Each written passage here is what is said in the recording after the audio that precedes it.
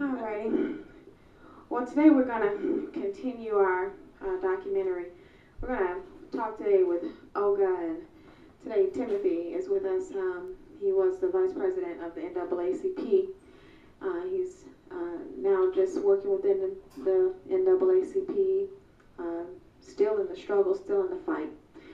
Today we're going to talk with Olga. She's gone through a lot within the school system, as well as just a lot of things that's been injustices within the judicial system. And we just want to tell Olga's story. And so I'll go ahead and give the mic over to you, Olga. Yes, in 2003, I remember I had two of my sons going to Johnson County, Corinth-Holder. It was like a middle school. And I remember we got together a group, and there was Hispanics and blacks, and we were meeting out in White Oak, but there was so much, people say North Carolina is the place to be, but I question that because since I've been here, it's been, the state for me is really a racially oppressed state. Right. And so to get back, to the story is in 2003, I remember my sons being registered. It was 2 weeks within the school year, and I had two teachers, a male and female, and they were both Caucasian, and approached me and basically told me 2 weeks within the year that they already knew that my sons were going to fail. Really? And I thought, well, how would you know that? It's only 2 weeks within the school system. So I basically and bluntly asked them, did they have racial issues? And there was two teachers. One was Mexican, and one was Puerto Rican, Miss Cruz. And they overheard my conversation with them, and I basically stood my ground because how could two teachers know within 2 weeks of the beginning of the school years that your children are going to fail, and then not one but two? So anyway, that began our struggle, and they came and they called me up and asked me if I would be a part of a group they were trying to put together as parents, and that they themselves as teachers, Hispanic teachers, people of color, that they were going through challenges there in the school. So they were teachers at the school of yes. a Hispanic background, and they had students within the system, and they themselves were seeing challenges as a parent. Right. And they were willing to form a group. Right. To fight for the rights of their kids. Mm-hmm. Mm-hmm. Yeah, they had children that went to that school, and so we got together and along with other parents, and we formed a group. I can't even remember the group. Do you remember, Timothy? It was hi, my name is Timothy Hodges. I was at the time of Ms. Matos and her son incident, I was the second vice president of the Johnson County NAACP, and the Johnson County NAACP was asked to come out and investigate situations going on at Corinth-Holder Middle School. Well, really it wasn't a middle school though, because we went from the first through the 8th grade. Mm-hmm. And I was asked by Mr. Lionel Sellers, who at that time was the president of the branch. Mm-hmm. And after I went out there, we found out that we had some problems, and one of the seemed to be the worst problem was that assistant principal at Corinth-Holder School by the name of Clint Eve had choked Mrs. Matos' son, Iran. And he did what? He choked Ms. Matos' son. Who? Clint Eve. He was He was the assistant principal at Corinth-Holder School at the time. He's presently the principal of Clayton High School. But he had choked Mrs. Matos' son, Iran. What had happened was that they had called Iran into the office and said they had been informed that he had drugs on him, illegal drugs. So after searching him, they didn't find any illegal drugs. But they did find some medicine that he had, and they said they had to take that, and they decided they were going to call the sheriff department because he had his medicine on him. And so after that, Iran asked the principal, what's the name, Captain McLean, to call his parents. Robin Gardner's traveling companion, Gary Giordano. The Conestoga School administration, Ms. McClown, the principal, refused to call Aron's parents. So Aron got upset and walked out of the principal's office. So you're saying that. So you're saying that your son asked for you, Yes. and the school officials refused to call you. Yes, Yes. ma'am. Wow.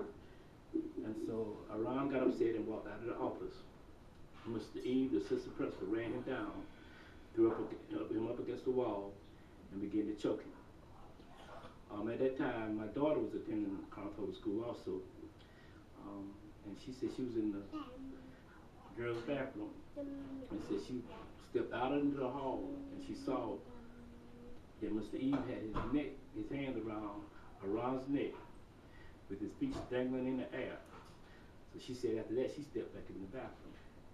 So like after that I contacted a former deputy sheriff of Johnson County, who name was Jasper Mitchell, and spoke to him about the incident. And he advised me at that time that once Aran, Mrs. Mato's son, had What year was this? what year was it, Ms. Matos? 2003. Asked for her parents. It was just like asking for a lawyer, Yes. and they had no reason to question him then. They should have let him sit there and waited till his mother got there. But we found out that he had to sit there until the sheriff got there. When the sheriff got there, they would ask him questions like, what do your father do? Do he prime tobacco? Which at that time, Moran's father was serving in the National Guard. I think he was stationed In the military, the Army. Fort Bragg, and Ms. Matos was employed at Wick Medical Center. But it was obvious that they thought they had some Mexican people that wasn't really legal An citizens, immigrant, basically. and they were going to take advantage of them. And that's how I got involved. So what I hear you saying is that once he asked for his mother, they refused to call, Yes. but they did allow the sheriff to come in. And question. And then the sheriff started to question him. Yes. And one of the questions that they were asking is, what does your father do? Right. And they insinuated with other questions that his father was A migrant worker. a migrant worker in in tobacco and working for these farmers in the area. so they thought his father was a person who worked on the farm Yes. Right. as almost like an illegal immigrant. Right. That's basically what. That's it what was they- kinda, Uh-huh. And so, but the thing about it is his father was actually in the services, Yes. Yeah, the United States. the United States, Forces. the U.S. forces, Right. and he was deployed. And he is a U.S. citizen. Yes. Everybody here is U.S. citizens. Yes. But they Right. just treated everybody, or treated him as if he was not. That's correct. Yeah. Wow. Wow. Go ahead, Tim. Are you done? So, like I said, after that, once I spoke with Deputy Commissioner, who was a former Deputy Sheriff with the Johnson County Sheriff Department, he advised that they had violated Aron's legal rights, civil rights, by not calling his parent. And, the law says that the child is a minor, that and he's going to have to be arrested by, authorities. That once that child asks for his parents, it's just like asking for your lawyer, and they don't have the right to question him anymore. But the questions continued, and the harassment continued, and eventually they ended up choking Aron. You can talk about how he went to the hospital and what they. I remember that day real well. I remember I was working and I got a call. It was like almost 9 o'clock in the morning. And I remember Miss Brewington telling me that I needed to come pick up Iran, that he basically had assaulted a school teacher. a government official. That's what they had put on the police report. And I said, you know, if you met Iran at that time, he's always been a very quiet, shy kind of kid. He's not much of hanging out. He's not much of a person that is very verbal. He's not a talker. And so I said, well, what happened? Because that does not sound nothing like his character, like who he is. And she says, well, all I got to tell you is that he did it, and you need to come pick, you know. She said, he assaulted him, and if you want, we'll send him home with the deputy. That's what she said. And I said, no. I said, I'll go get him. And she said, well, it's okay because the deputy's here already. We can let him go with the deputy. He'll be fine. And then she said, you know, because he's been sitting here for a while. And I said, well, when did this happen? So when she told me, this happened about 8:45, and she did not call me till 11 something. So 2 hours they had my son in there questioning him.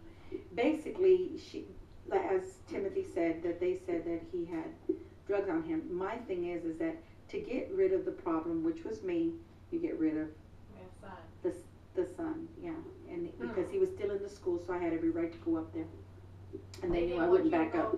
They didn't want me being involved in anything that was happening in the school system because I was being very vocal about the things that I had seen, how I witnessed my experiences with them. So you had already started with protesting or letting it be known about the racial discrimination. That's correct. You had already started that. Mm-hmm. So then the next thing that happened is your son was assaulted. Right. Physically assaulted, choked Mm-hmm. off the floor. Right. And how old was he at that He time? He had just turned 13. Yeah. He was 13 years old. Mm-hmm. Mm-hmm. In what grade? Like 8th grade, 9th grade? Mm-hmm. Mm-hmm. My God. So that was. Do you feel that was retaliation against you to try to make you stop? Oh, definitely, definitely, definitely. So when she called me, I told her, you know, she kept insisting on let him go with the officer, and the officer's name was Jeff Lee, and I remember thinking, you know, she kept being very, very persistent. I basically told her that the conversation was being heard by my coworker. And once I told her that the conversation was being heard by my coworker, which was, you know, she was going to be a witness with my experiences with them, I already knew that everything needed to be documented, that you always needed someone to hear and see everything that was going on when you dealt with them. So I left work and I got there, and I remember walking in to the office, and, you know, when I walked in, they have offices on the left and offices on the right. And I said, where's my son? When I went to the left, they were all sitting there. They were drinking soda. It was the assistant principal, Clint Eves, and Brewington. They were drinking soda. As soon as I walked in, I said, where's my son? She said, across the way. When I looked in the room across the hall, he's pretty dark skinned. You know, he's olive color skin. He had short sleeves on. And when I walked in the room was really lit. I could see where he had bruises on his arms. So he had bruises all up and down his arms. I didn't know that later on that Clint Eves, you know, used to play football in school. But anyway, his midsection was bruised. When I took him to the doctor that night, they said that they had choked him. He was choked so hard that it almost broke his voice box. So it was very emotional. My son was very, very, very upset. He started crying when I took him in the car, and he said that they were grown people, and why would grown people lie? So after that, even though we went to court, I fought it for 3 years. 3 years. They didn't want to let it go. They wanted the school system, the DA. They were persisting with charges against Right. him. They basically the thing was that Brewington, Kathleen Brewington McLam, she put on the school report that they were told that he had marijuana on him, and they wanted to charge him for having marijuana. But the police report from Lieutenant Jeff Lee basically said that